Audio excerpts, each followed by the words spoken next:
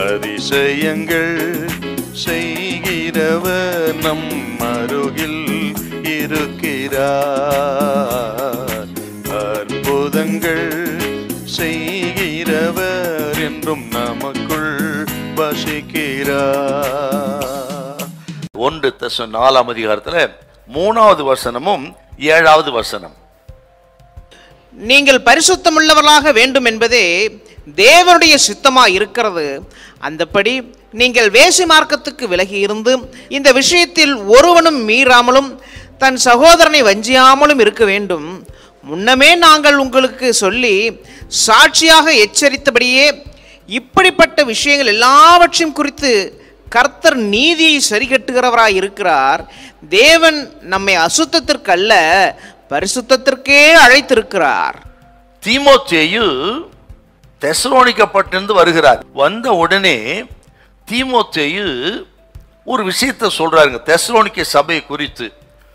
என்ன சொல்றாருன்னா, அந்த சபையிலே இன்னும் விபச்சாரம் இருக்கிறது, இன்னும் வேசித்தனம் இருக்கிறது என்ற ஒரு செய்தியை சொல்ல பரிசுத்த பவுல் ஷாக் ஆயிட்டார்.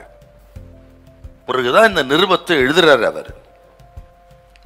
அந்த சபைக்குள்ள அப்படிப்பட்ட அசுத்தம் எப்படி வந்ததுன்னு கேட்டீங்கன்னா, அந்த தெசலோனிக்கே பட்டணத்துல ரோமர்கள், கிரேக்கர்கள், யூதர்கள் வசித்தார்கள்.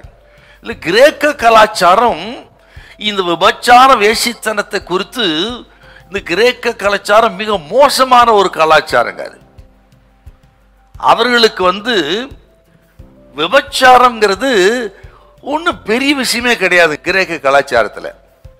அப்படிப்பட்ட ஒரு அசுத்தத்திலே கிடந்த அந்த தெசலோனிக்கே பட்டணத்திலே தான் அந்த கலாச்சாரம் சபைக்குள்ளே வந்ததுனால தான் இப்போ அதை கேள்விப்பட்ட பரிசுத்த பவுல் சபைக்கு அதை எழுதுறாருங்க.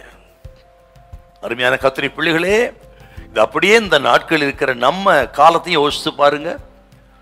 எப்பவும் இல்லாத அளவுக்கு இன்றைக்கு விபச்சாரம், ஓரின சேர்க்கை, கள்ளத்தனமான உறவுகள், இப்படிப்பட்ட காரியங்கள் எப்ப இல்லாத அளவுக்கு பெருகி கொண்டிருக்கிறது. இப்படிப்பட்டவைகள் நம்மை பாதிக்க கூடாது, சபையை பாதிக்க கூடாது என்று பரிசுத்தாவியான தீவிரப்படுகிறார். ஆகவே இந்த சத்தியம் இன்றைக்கு சபைகளுக்கு தேவையா இருக்கிறது.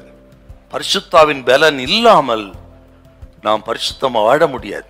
அதுதான் அப்பன் இயேசு சொன்னா, என்னாலே அல்லாமல் உங்களால் ஒன்றும் செய்யக்கூடாது. எவ்வளோ முயற்சி பண்ணி முடியலையா? உங்களோடு தான் கர்த்தர் பேசுகிறா. பரிசுத்த ஆவியை சார்ந்து கொள்ளுங்கள், ஆண்டவரை சார்ந்து கொள்ளுங்கள், ஆண்டவர் உதவியை நாடுங்கள். நீங்கள் எந்த ஒரு பாவத்தையும் ஜெயிக்க முடியும்.